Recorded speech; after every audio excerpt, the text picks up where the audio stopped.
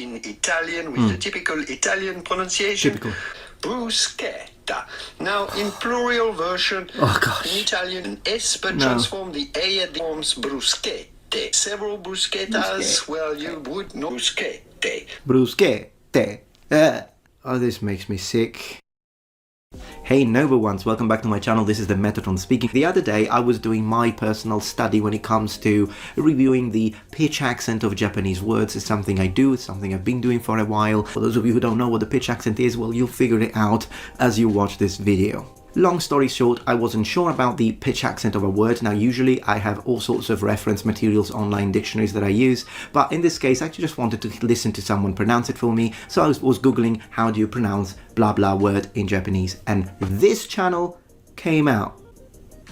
Each video consists of one word and they teach you how to pronounce it. The only thing is that they do it with multiple languages, including Japanese, French, Spanish, English, Italian. Oh yeah, we'll get to that one. Focaccia Lamborghini. And the problem is that the first word that I was checking out, when I listened to it, even though I wasn't sure about the pitch accent, it just didn't sound right. I'm like, this sounds weird. So I double checked and I found other words that I was pretty sure about the pitch accent. I checked them out and I'm like, these are completely wrong. So what I did, I went into a sort of, I don't know what to call it, masochistic hunt for words, trying to at least find one word in their entire channel that was pronounced correctly, which literally lowered my IQ of at least 25 points. When you check out the comment section, it's filled with people saying, oh, thank you so much. Now I know how to pronounce it, I'm gonna go tell my friends. This is a platform of humongous, limitless misinformation. And I'm going to show you what I'm talking about very brief. We're going to check Japanese, we're going to check Italian. Interesting Chinese names and words as well, so make sure to stay tuned and consider subscribing for more learning. How do you say it? Shang. Shang. Pretty straightforward once you know. Shang. And now you know. Huang, second tone. Exactly, Mr. Huang. I feel you, brother. Beijing. Beijing. It's easy once you know. Beijing. And now you know. It's not Beijing, it's Beijing. Beijing, third, first. He doesn't know tones in Chinese at all. You're looking at how to pronounce these words, as well as how to say more Japanese food names that too many mispronounce. So make sure to stay tuned. There are too many mispronounced, so, right? Okay. To the channel. Mochi. Mochi is how it is said in Japanese. Now, in English, it is often pronounced as mochi, with the mo sound. But the Japanese sound is more like mochi. It's not. So that's the thing. So as I was saying, the only thing he has figured out is that the Japanese don't have the O sound like you do in English. Great. That takes like 5 minutes into the language. But then he says that the Japanese say mochi. And listen to it again, he actually put a little tsu as well. He says mochi. Mochi. There is no double consonant. He tends to do that a lot. He adds doubles. You'll see he's going to do it several times. So mochi. But it's the opposite. At least in standard Japanese, it's pronounced mochi. Mochi ga, it's a heiban pattern, so one of those low to high pitches in Japanese, but he doesn't know that. He is pronouncing it in the atamadaka pattern that goes from high to low, which is actually how most non-native Japanese will pronounce it. It's a common mispronunciation. He just said at the beginning of the video, oh, this is a word that most people mispronounce, and then he mispronounced it in the way most people mispronounce it. Aoi. Aoi. Ao. He also has a problem called, in linguistics, overcompensation. He is placing aspiration. He says ha, it's a, not ha. And as a language teacher, in my experience, overcompensation is a problem that you have with beginners. We are looking at how to pronounce the name of this city in Japan. How do you go about saying it? In Japanese, this is usually said as Nagasaki. Nagasaki. In English, however, it is normally pronounced as Nagasaki. Nagasaki. Pretty straightforward once you know. Nagasaki from Japanese. Nagasaki. Again, mispronounced. In fact, I think the one that he said was wrong because he said that that was with an English accent is, funny enough, closer to how the Japanese actually pronounce it. He has no idea about the highs and lows of Japanese, the pitch accent. He's trying to put the stress towards the end, Nagasaki, because he's approaching the language as if it were a stress-based language. Japanese is not a stress-based language like English or Italian, meaning that a word receives a stress, usually a little lengthening and an overall increase in volume on a specific syllable. Japanese instead is a pitch-based language, meaning that when it comes to proper, because he says pronounce correctly, when it comes to pronouncing it correctly, you need to stop thinking of where do I put the stress, but you need to think where does it go low and where does it go high, and it's Nagasaki. So both sa and ki are definitely low. It's called the nakadaka pattern. It's one of those words that start low, go high, but do not stay high. We are looking at how to pronounce this name, the name of the capital city of Japan. So in English, it is said as Tokyo, Tokyo. Now, if you want to hear how it is said in Japanese, it is normally pronounced there in Japan as Tokyo, Tokyo, two rather long O's. And no, it's not. So he says Tokyo. So he's only focusing on the fact that yes, the vowels are long, something that you again learn on your first lesson of Japanese, but the way the Japanese say it is Tokyo. So from low to high, it's a heiban pattern. Tokyo ga, Tokyo wa, not Tokyo, like he says. How do you go about pronouncing it? Manga. You do want to stress on the first syllable, the man syllable. Manga. Okay, so he might be French. The reason why I'm saying that, I don't know if he is French, but he might be French because it's the French that tend to say manga. He's telling you, oh, the stress is at the beginning. It's manga. It's manga because it's heiban pattern. Manga wa omoshiroi. We are looking at how to say cat in Japanese. How do you say it? Neko. Neko is Japanese for cat. Okay, so finally he didn't mess up the pitch accent because the pitch accent in Japanese, this one is an atamadaka word, so it goes from high to low. However, it's neko, not neko. Like he puts a little two, like a doubling of the K. That's incorrect. It's neko. Buongiorno, bonjour. This is Julian, the guy who makes pronunciation videos here on YouTube. And Okay, so he was French, I was right. we are looking at how to pronounce the name of this classic recipe of spaghetti from Bologna in Italy, the city of Bologna in Italy. I know in English or American you actually normally say something that looks more ironically like the French way of saying it, which is spaghetti bolognese. In French we would say spaghetti bolognese, and in English it's normally say spaghetti bolognese or something like that. But the typical Italian pronunciation would normally be spaghetti bolognese. Spaghetti bolognese. Spaghetti. Oh my gosh, I knew it. I just knew it. What this guy's doing, he thinks that in order to teach Italian pronunciation, all you need to do is to put on the famous, overly done, completely wrong, fake Italian accent, speaking like this. And then you can teach Italian pronunciation. Like even the title, Italian words you have been getting wrong. Spaghetti bolognese. The S, you can say bolognese, you can say bolognese, they're both fine, it depends on which region you're from, but spaghetti bolognese, not spaghetti bolognese. Italian. How do Please. you go about pronouncing this? Italia. You do want to emphasize and accentuate the middle syllable, the ta syllable. Italia. No, no one says Italia, it's Italia, Italia. Yes, it's stressed, but that's too much. Like literally, no one speaks like that in Italy. Italia. Oh gosh, 10,000 views. Every single word we're gonna find, Lamborghini, pizza, focaccia, gnocchi, he's just gonna do gnocchi, Lamborghini. Let's see if I'm right. But how would you say it with the true Italian True. pronunciation? It would be Lamborghini.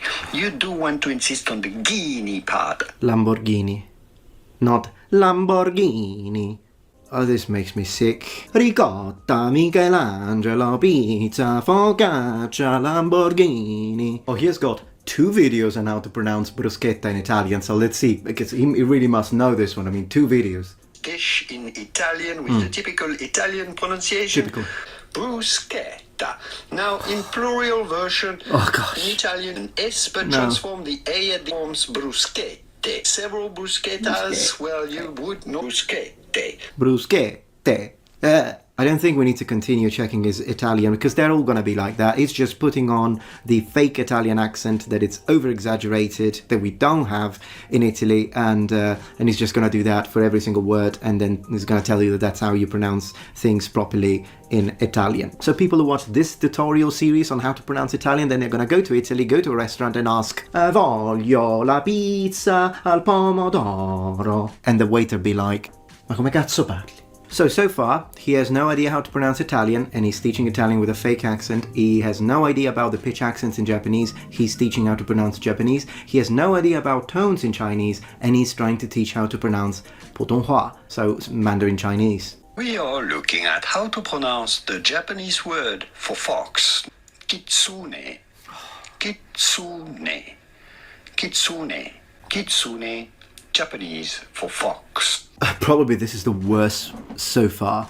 Not only got the pitch accent wrong, but he also put a stress that is not there and made the vowel longer, so double mistake. He says kitsune, so he made it into a high to low pitch and he stressed the u. The Japanese, they don't stress any syllable and it's a hair-bound word, so it goes kitsune, kitsune, kitsune ga. Arigatou gozaimashita. So he says arigato. So he stays high until ga and then goes down in to. But people in Japan, in Tokyo should I say, they say arigato, arigato. So ga is already low. And as I listened to it again, he actually put aspiration, he added ha. He says harigato. There is no ha, it's arigato. Cherry blossoms. And it's also a name. How do you say it? Sakura. Sakura. Pretty straightforward once you know. Sakura. And now you know. But it actually depends, because the pitch accent will differ whether you're using the word to mean cherry blossom or name of a child. If it's a name of a child, it's sakura, so high to low. But if it's the cherry blossoms, is sakura, the opposite, sakura. He seems to pronounce it like the child's name. Sakura. Yeah, Sakura. So Sakura is the child's name, it's not Cherry Blossom. Cherry Blossom is Sakura. Oh my gosh, all those poor students. Because as a qualified language teacher, I feel for the people who are going to think, oh, that's how you pronounce it. They learn it wrong, and then they're going to have to go back and relearn these words when they're trying to speak to natives and natives don't understand. I'm sorry, I just get protective with students. It's just the way I am. But literally, this person has zero idea of what he's doing, and I'm sorry if I sound a little salty, but I am. And the reason why I am is not for me, it's because I'm thinking of all those people out there, and young guys and girls who are so passionate with Asian languages, Mandarin Chinese, Japanese, languages in general, but they can't afford a university because, you know, not everybody can afford a student loan, but they have an internet connection and they found this channel and they think, wow, this must be an incredible polyglot, and he's got hundreds of thousands of subscribers, so surely he knows what he's doing, and I've been taught all of these words that I really wanted to know how to pronounce. That's great, and in reality they've been completely misled. But I'm also trying to create a message which is a little bit controversial perhaps in our day and age, which is, in order to teach something, you need to know the thing you're trying to teach, because if you don't know something, you can't teach it. And I know that we live in an era dotted with all sorts of kinds of social media platforms that allow everyone to literally turn on a camera and start teaching stuff. This might be a concept that is not a no-brainer as much as it was perhaps back in the 90s. Social media did give freedom of expression to people, but it also allowed people who are not qualified to teach to start teaching. Alright, so I think we have reviewed quite a few of his words and we understand what's going on here. I checked out he's French, so of course his French language pronunciation, like of each single word, are good, I suppose. I don't know. I mean, my French is not good enough to judge those, but I suppose those are good. And his English, when it comes to single words, he can pronounce them well. And so he thought, hey, I can do this and I can do it for all languages. And he decided to go into Italian, which honestly he shouldn't have, because he literally knows nothing about Italian and he's just one of those people that think that you can just put on a fake accent and there you go, you know Italian. No, Italian is a pretty complex language when it comes to standard. We have lots of rules, lots of accents. It's not an easy language to pronounce if you want to pronounce it like a native. And when it comes to Asian languages, that was where he completely dropped the ball, because again, it's one of those people that think, oh, it's easy, I can just listen to this and try and mimic it, and I don't need the thousands of hours of work and study and the years of experience with these languages and training to be able to really teach this. It's easy, I can do it. And he's wrong, like really wrong. The pronunciation he's teaching in both Chinese and Japanese are completely wrong. And coming back to the pitch accent, because people might be like, well, but do you really need to know when to go high and when to go low? Isn't this very, very advanced? And do you really need it when it comes to speaking Japanese? And pitch accent is important if you really want to master your Japanese and if you want to sound as close as possible to a Japanese given. People are going to be like, but do you really need to know pitch accent to speak Japanese? To speak it? No. I mean, there will be occasional instances in which the pitch accent does help, particularly when you don't have much context, but in everyday usage, even if you mess up the pitch accent, you're just going to sound a little weird. You're going to sound definitely not Japanese, but people will be able to understand you in the majority of cases. You should say ame if you mean rain, because if you say ame, you mean candy. But then again, I don't think people are going to think, oh, is he saying that it's raining candies outside, or is he saying that it's raining? I mean, obviously you're talking about rain, and I don't think people are going to think that you are trying to eat rain when you have a candy in your hand. If it's communication we are talking about, even when I speak Japanese, I'm not going to stop my flow to try and think, hey, how am I going to pitch accent this word? I'm going to give priority to communication, which is why when I make videos in Japanese, particularly on my second channel, if you haven't checked it out, link in the description, yes, I will occasionally misspeak and use a pitch accent which is incorrect. I want to say maybe 80% of my pitch accent is correct, but that remaining 20% is not going to stop me from trying to communicate if that's what I'm doing. But if I'm teaching, if someone asks me, how do you pronounce this word in Japanese? How do you pronounce arm? I'm going to tell them ude. And if they ask me, how do you say feet or legs? I'm going to say ashi, ashiga, pointing to the fact that the particle goes down because it's a odaka pattern. I'm not going to necessarily go into explaining the pitch accent if they're not interested in it. If they are, of course I will, but I will try to make sure that if I'm teaching Japanese, I need to teach it with the pitch accent. And that's what he's doing. He is